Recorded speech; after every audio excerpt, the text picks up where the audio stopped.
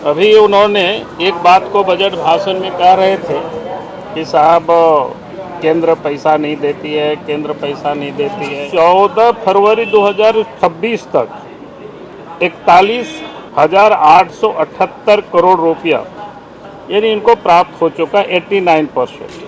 कहने का मतलब है कि झारखंड वासियों को दिग्भ्रमित करने की उन्होंने भरसक कोशिश की।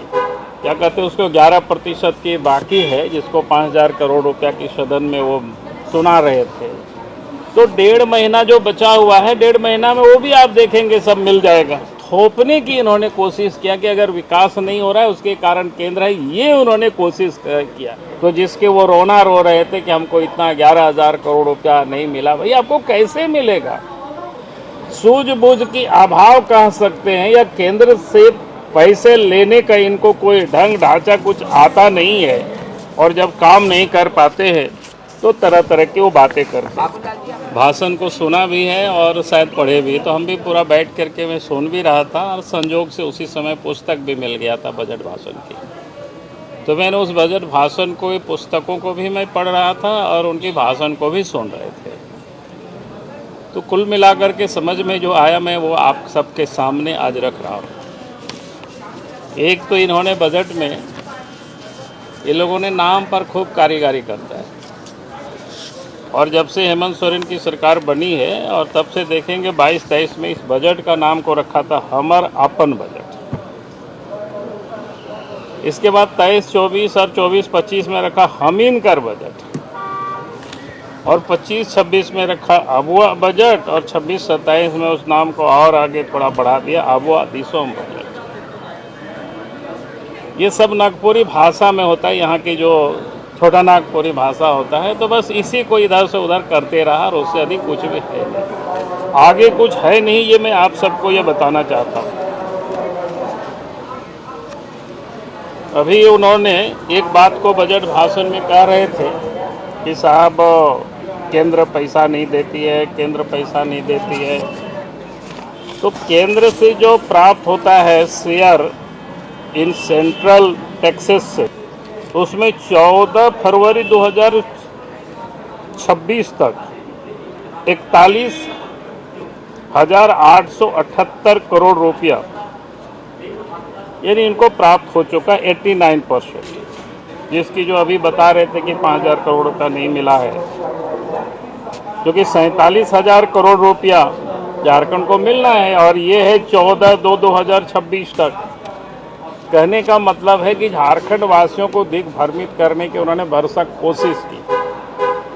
जो सरकार का जो शेयर होता है, सेंट्रल टैक्सेस का जो शेयर झारखंड को मिलता है, तो 89% मिल चुका है 14 फरवरी 2026 तक। यानी अभी 1.5 महीना बचा हुआ है, तो मात्र क्या कहते हैं उसको 11% की बाकी है, जिसको 5,000 करोड़ रुपया की सदन में वो सुना रहे थे। तो 1.5 महीना जो बचा हुआ है, 1.5 महीना में वो भी आप देखेंगे सब मिल जाएगा। इसलिए ये भी उन्होंने गलत लोगों को बताने की उन्होंने कोशिश की है, क्योंकि अपने काम नहीं करते हैं और केंद्र के ऊपर थोपने की इन्होंने कोशिश किया कि अगर विकास नहीं हो रहा है उसके कारण केंद्र है, ये उन्होंने कोशिश किया है। लेकिन वास्तविकता आप सब लोगों के बीच मैंने बताया, जो सेंटर उनका जो शेयर है टैक्सेस में, वो इनको मिल रहा है, मिला हुआ है। उसके बाद सेंट्रल से जो मिलता है वो ग्रांट एंड एड मिलता है, यानी सहयोग मिलता है। उसमें से कई एक मद का जो पैसे होते हैं, अलग अलग मद में किसी में 50-50 है, किसी में 60-40 है, यानी इस प्रकार के जो ग्रांट होते हैं, स्टेट गवर्नमेंट अपना जो मैचिंग ग्रांट पैसा डालती है और खर्च करती है। यूटिलाइजेशन सर्टिफिकेट जब वो भेजती है, तब फिर केंद्र वहाँ से पैसा उनको भेजते हैं। तो सेंट्रल इन एड में, ग्रांट में इन्होंने 17,000 करोड़ रुपया की इन्होंने टारगेट रखा था कि हम केंद्र से लेंगे। लेकिन चूंकि इन्होंने कोई काम नहीं करते हैं, और काम करेंगे, ग्रांट लगाएंगे तो पैसा उनको मिल सकता है। तो इसमें से सबसे कम हमने अभी तक पैसा लिया है, मात्र 32% पैसा इन्होंने ले पाया है।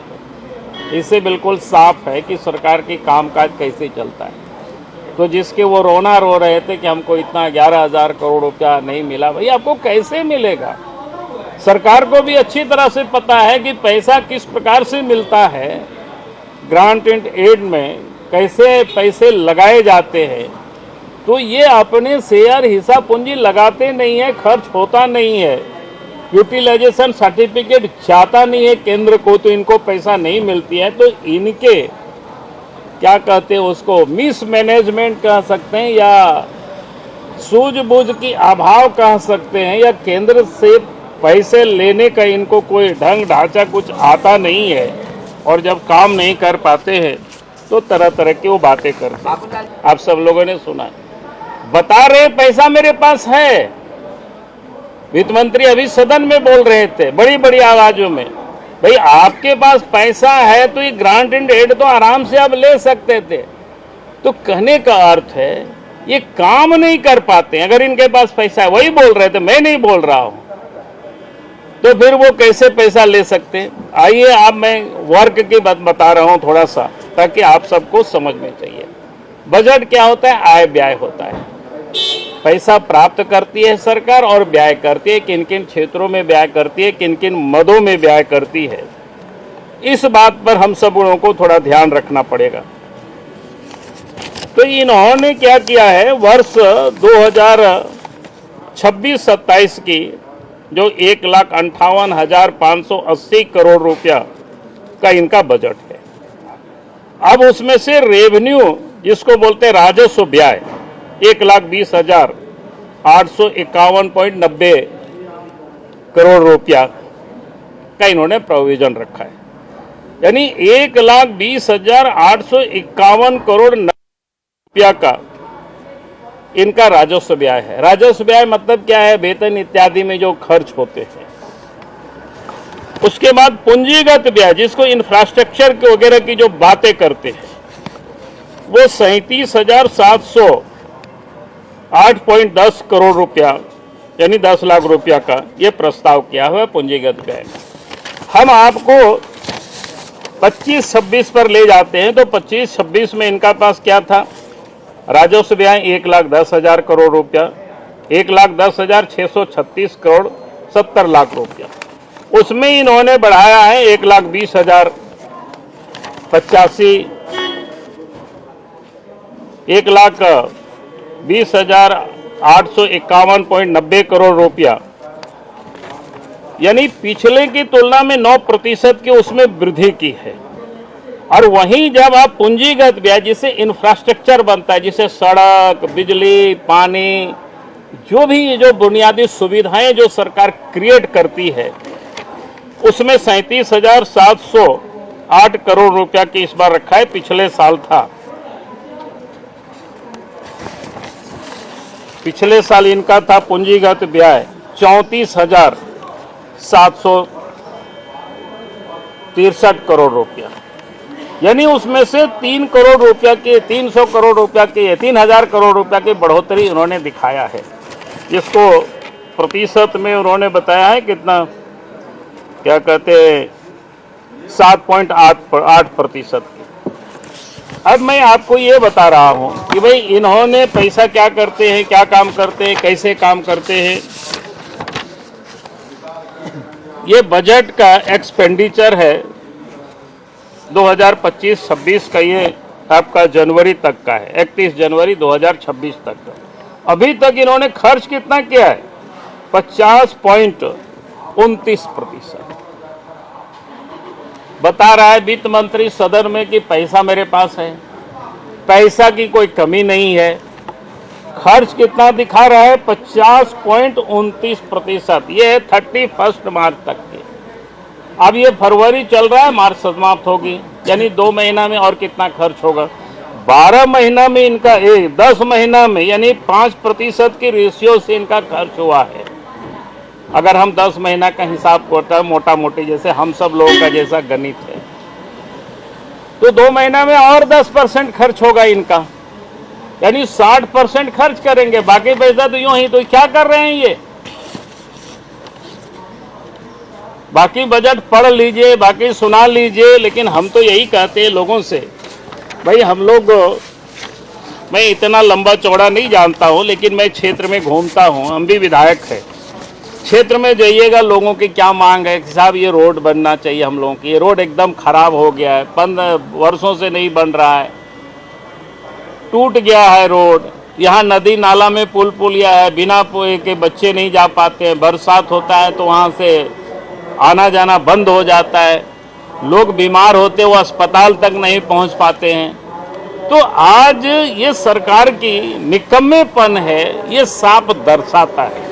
इसलिए मैंने आप सबके समक्ष ये 2 दस्तावेज रखा और उन्होंने जो बजट भाषण दिया है उसका जो मुख्य अंश था वो मैं आप सब लोगों के समक्ष रखा है। और इसलिए मैंने कहा कि भाई ये सरकार जो बता रही है वैसा नहीं है, बात बड़ी बड़ी करते हैं और काम ये कुछ भी नहीं करते। पर आरोप तो आप पे भी चस्पा हो रहा है कि इंफ्रास्ट्रक्चर डेवलपमेंट में आप आड़े हाथों ले लेते हैं। जहां सरकार को इच्छा होती है इन्वेस्टमेंट करने की, वहां जमीन का मुद्दा उठा देते हैं। जहां सड़क बनना होता है वहां लैंड एक्विजिशन का मुद्दा उठा देते हैं। जहां डेवलपमेंट वर्क होना होता है विपक्ष एकदम विरोध में खड़ा होता है, साथ खड़ा होना चाहिए। देखिए, कहीं भी सड़क सरकार बना रही है तो आपने नहीं देखा होगा कि पब्लिक ने कोई विरोध किया होगा, जो कि हर लोगों को पता है सड़क बनना चाहिए। हम किसी के खेत पर ये चाहते हैं कि भाई हम उद्योग लगाएंगे, तो हम कहते हैं भाई झारखंड में बंजर भूमि की कमी नहीं है, आप वहां बनाइए। आपको लगता है कि मेरे पास जमीन नहीं है तो आप एक बार विज्ञापन ही निकालिए, जमीन मांगिए कि भाई हमारे पास हम ये उद्योग लगाना चाहते हैं, उसके लिए 1000 एकड़ जमीन। तो मैं कह रहा हूं कि आपको देखेंगे कई लोगों का, कई गांव से एप्लीकेशन आना शुरू हो जाएगी कि हमारे यहाँ उद्योग लगाइए, मेरे पास इतनी जमीन है, यहाँ पर हमारे यहाँ अस्पताल खोलिए, हमारे पास इतने सारे लोग हैं। इसलिए लोगों को जमीन की कोई कमी नहीं है, लेकिन हम तो इतना ही कहते हैं कि जो खेती की जमीन है, जिनका जीविकोपार्जन का साधन एकमात्र खेत है, आप उसको उजाड़ेंगे तो लोग विरोध करेगा।